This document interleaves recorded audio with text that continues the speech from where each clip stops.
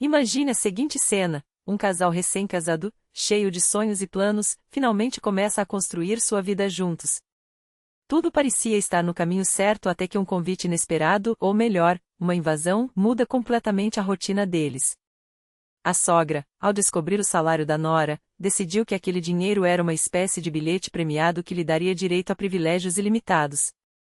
Com um salário de 20 mil reais por mês, minha filha, você pode muito bem me bancar, declarou sem cerimônia, como se fosse a coisa mais natural do mundo. E assim começou um verdadeiro teste de resistência para os jovens esposos. Caros ouvintes, aqui é André Branco, e hoje vamos mergulhar em uma história que vai fazer você repensar os limites entre família, respeito e aproveitadores. Prepare-se para uma narrativa que pode soar familiar para muitos. Alice, uma profissional brilhante, ocupava o cargo de analista sênior em uma multinacional de tecnologia há 3 anos. Seu salário de 20 mil reais mensais era, sem dúvida, um excelente rendimento para a cidade onde viviam. Seu marido, Dennis, engenheiro em uma fábrica, ganhava um pouco menos, mas juntos eles levavam uma vida confortável em seu apartamento de 2 quartos, adquirido por financiamento logo após o casamento. A sogra, Tatiana Nikolaevna, morava sozinha em um apartamento pequeno no bairro vizinho. Aos 58 anos, recém-aposentada como contadora de uma empresa modesta, ela recebia uma pensão de apenas R$ 2.700, um valor que, de fato, não permitia grandes luxos. Até um mês atrás, tudo corria dentro de uma normalidade aceitável. Tatiana aparecia esporadicamente, trazia um bolo, perguntava pelos netos, que ainda não existiam, e ia embora. Mas tudo mudou quando ela soube exatamente quanto Alice ganhava. O que antes eram apenas suposições sobre um bom salário se transformou em uma obsessão. No mesmo dia, ela ligou para o filho e desabafou por horas sobre a injustiça da vida. Como era possível que uma menina ganhasse tanto, enquanto ela, que trabalhou a vida inteira, mal conseguia pagar as contas? As primeiras visitas ainda eram sutis. Tatiana chegava com desculpas: só vim ver meu filho, trouxe umas coisinhas para vocês, mas, aos poucos, as conversas começaram a girar em torno de um único tema: dinheiro. Ela reclamava do preço dos alimentos, das contas que consumiam metade de sua pensão, dos remédios caros que ninguém mais aguenta pagar.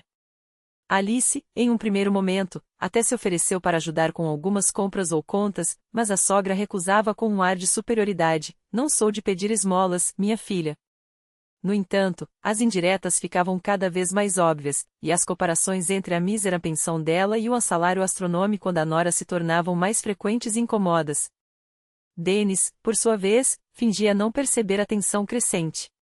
Sempre que Alice tentava conversar sobre o comportamento da mãe, ele apenas encolhia os ombros: ela está passando por uma fase difícil, é normal. Para ele, as queixas da mãe eram apenas desabafos inocentes de uma mulher que ainda não havia se adaptado à nova realidade financeira. Mas Alice sabia que aquilo ia muito além. A situação escapou do controle 2 semanas atrás. Tatiana passou a aparecer quase todos os dias, sempre na hora do jantar, como se tivesse um radar para a comida pronta. Estava passando por aqui e resolvi dar uma olhadinha, dizia com um sorriso falso, enquanto se acomodava à mesa como se fosse a dona da casa. Alice cozinhava para 2, mas acabava servindo 3. As despensas esvaziavam mais rápido, as contas do supermercado aumentavam, mas o pior não era o gasto extra, era a falta de vergonha com que a sogra agia, como se tivesse o direito de se aproveitar da boa vontade alheia. Nunca oferecia ajuda para lavar a louça ou preparar a refeição, pelo contrário, depois de comer, sentava-se no sofá e continuava seu monólogo sobre as dificuldades de ser aposentada. O ápice dessa comédia de mau gosto aconteceu em uma segunda-feira. Tatiana chegou mais cedo que o habitual, por volta das 6 da tarde, justamente quando Alice começava a preparar o jantar. Dessa vez, nem se deu ao trabalho de fazer rodeios. Sentou-se à mesa com a postura de uma rainha em seu trono e soltou: 20 mil reais por mês é um absurdo de dinheiro, minha filha. Minha pensão não dá nem para pagar as contas. A partir de agora, você vai me sustentar. Alice congelou, com a colher na mão. Nunca, em todo o tempo de casamento, havia ouvido um pedido, ou melhor, uma exigência tão descarada. Mas Tatiana não parou por aí. Com o entusiasmo doentio, ela continuou: você não faz ideia de como eu vivo. Com esse trocado, não dá nem para comer direito.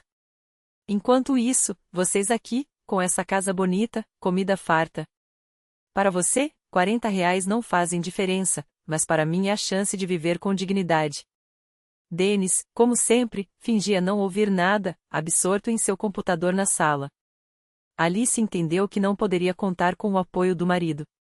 Com calma, mas firmeza, ela respondeu que eles próprios estavam economizando para quitar a casa e planejar uma família, e que poderia ajudar eventualmente com algumas compras ou em emergências. A resposta não agradou Tatiana. Com um bufo de desdém, ela partiu para o ataque. Ah, então é assim? Ganha esse dinheirão e não quer dividir com a família do marido? Que egoísmo! Em qualquer família decente, os filhos cuidam dos pais. Você acha que meu filho não tem obrigação de retribuir tudo o que eu fiz por ele? No dia seguinte, a sogra chegou ainda mais cedo, por volta das 5h30, e já se instalou estrategicamente na cozinha. Dessa vez, trouxe um caderno com anotações meticulosas de seus gastos mensais essenciais. Com a precisão de uma contadora experiente, ela listou: olha aqui, minha filha, 15 mil só em comida e olhe que é comida de verdade, não essas sobras que você deve comprar. 8 mil em remédios, porque saúde não tem preço. 5 mil nas contas da casa. 7 mil em cosméticos e salão, porque uma mulher tem que se cuidar. Sem contar os imprevistos. 40 mil por mês, no mínimo. Para você, é troco. Para mim, é a diferença entre sobreviver e viver. Alice ouvia tudo aquilo em silêncio, enquanto picava legumes para a salada. Tatiana, cada vez mais empolgada, desenvolvia seu argumento. Pense bem, eu criei seu marido, eduquei, fiz dele o homem que ele é hoje. Agora é a minha vez de colher os frutos. Em outras famílias, os filhos assumem os pais na velhice, e ninguém acha estranho. Por que com você seria diferente? Dennis, dessa vez, nem sequer ligou o computador. Simplesmente saiu de casa com a desculpa de assistir a um jogo na casa do vizinho. Alice percebeu que ele estava deliberadamente se esquivando do conflito, deixando-a sozinha para lidar com a situação. Mas o que aconteceu na quarta-feira foi o estupim. Tatiana chegou às 4h30 da tarde, carregando uma sacola enorme, e anunciou: trouxe umas roupas para você lavar, minha filha. Afinal, se agora você vai me sustentar, também pode cuidar das minhas coisas. Não sou mais nova, não tenho força para carregar sacos pesados até a lavanderia. E você tem máquina boa, secadora. Por que não facilitar a vida de uma pobre idosa? Foi demais. 3 dias de exigências absurdas. 3 dias de omissão do marido. 3 dias se sentindo como uma empregada em sua própria casa.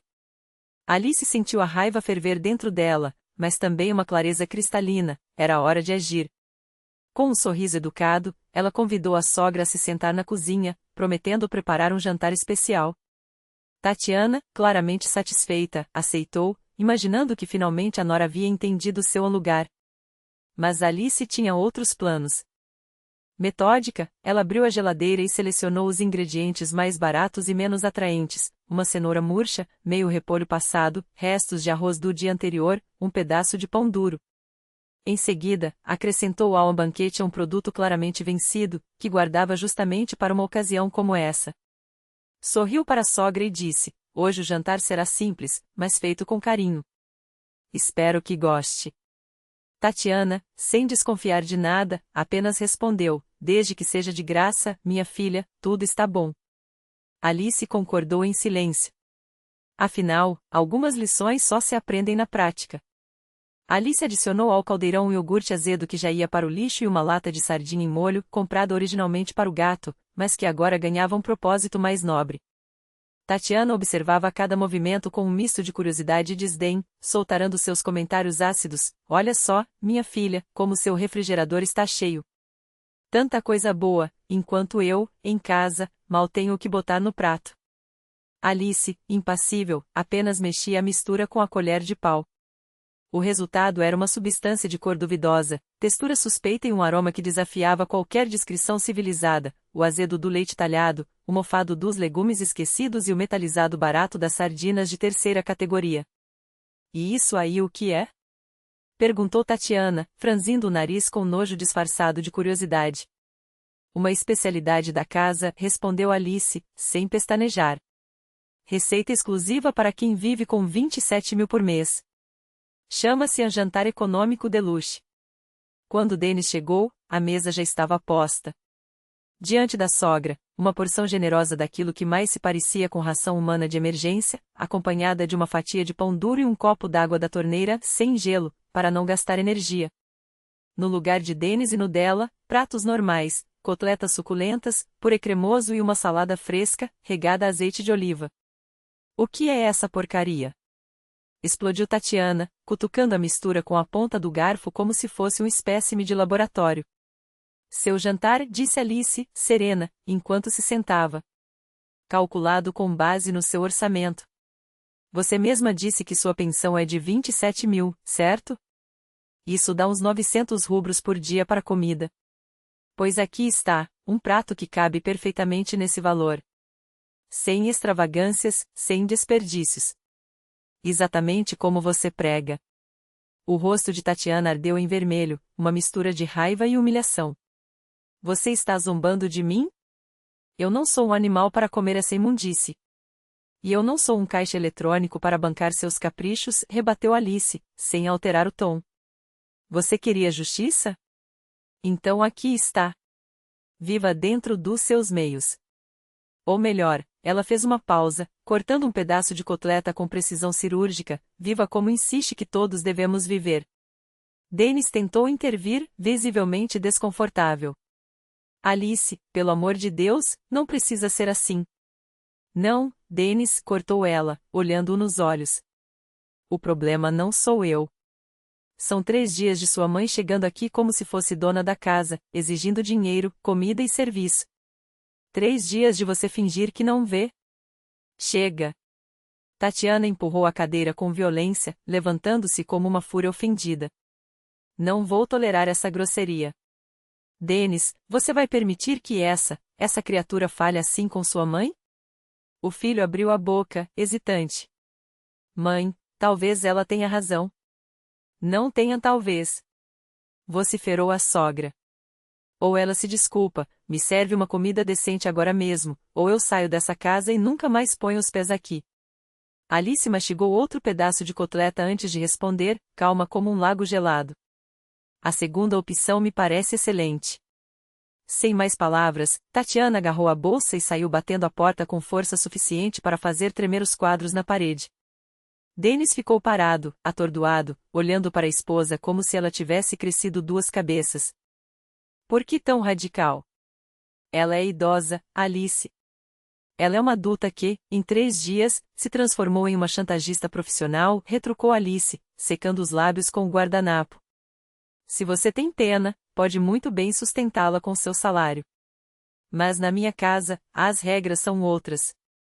Nas 2 semanas seguintes, Tatiana declarou guerra fria. Ligava para Denis no trabalho com lágrimas no telefone, espalhava para os vizinhos que a nora era uma bruxa sem coração, tentou recrutar tios e primos para seu movimento de justiça familiar. Mas suas tentativas caíram no vazio. Até os parentes mais distantes, depois de ouvirem a versão de Alice, concordaram em silêncio, a sogra havia exagerado. Denis, inicialmente ressentido, começou a enxergar a luz quando um colega de trabalho lhe contou uma história idêntica e como ceder às exigências só piorava a situação. 1 mês depois, o telefone tocou. Era Tatiana. A voz, antes estridente, agora soava abafada, quase tímida. Só queria saber como você está, filho. Alice atendeu com educação distante, mas deixou claro, o diálogo estava aberto, desde que certos assuntos não voltassem à pauta. A mensagem foi recebida. Tatiana não só parou de pedir dinheiro como arranjou um bico, ajudava uma vizinha com a contabilidade doméstica, rendendo alguns trocados extras à pensão. 6 meses depois, aconteceu o que ninguém esperava, Tatiana se apaixonou. Num banco de parque, conheceu um viúvo da mesma idade, ex-militar com uma pensão decente e uma casa própria nos arredores. O romance floresceu rápido, e em menos de 1 ano, a ex-sogra chantagista virou uma noiva radiante. No dia do casamento, ela se aproximou de Alice e sussurrou, com os olhos úmidos. Obrigada por aquele jantar. Se você não tivesse me colocado no meu lugar naquele dia, eu ainda estaria mendigando migalhas. Agora tenho autoestima, e um amor de verdade. Alice sorriu, brincando com a taça de champanhe. Às vezes, as pessoas precisam de um susto para lembrar do próprio valor. Você merecia muito mais do que o papel de eterna vítima. 3 anos depois, Tatiana vive em sua casa espaçosa no campo, cuida do jardim, faz doces para vender na feira local e, pela primeira vez na vida, parece verdadeiramente feliz. Quando visita o filho e a nora, sempre avisando antes, traz presentes, compotas caseiras, flores do jardim, um vinho bom. Dennis, que hoje admite sem reservas que a esposa estava certa, apoia cada decisão dela sem pestanejar. Alice guarda aquele jantar na memória como um lembrete. Há momentos em que a única maneira de parar a insolência é espelhá-la em toda a sua ridicularidade. A receita do jantar econômico de Lucia nunca mais foi repetida. Mas a história virou lenda na família, um conto moral sobre como o respeito não se pede, se exige.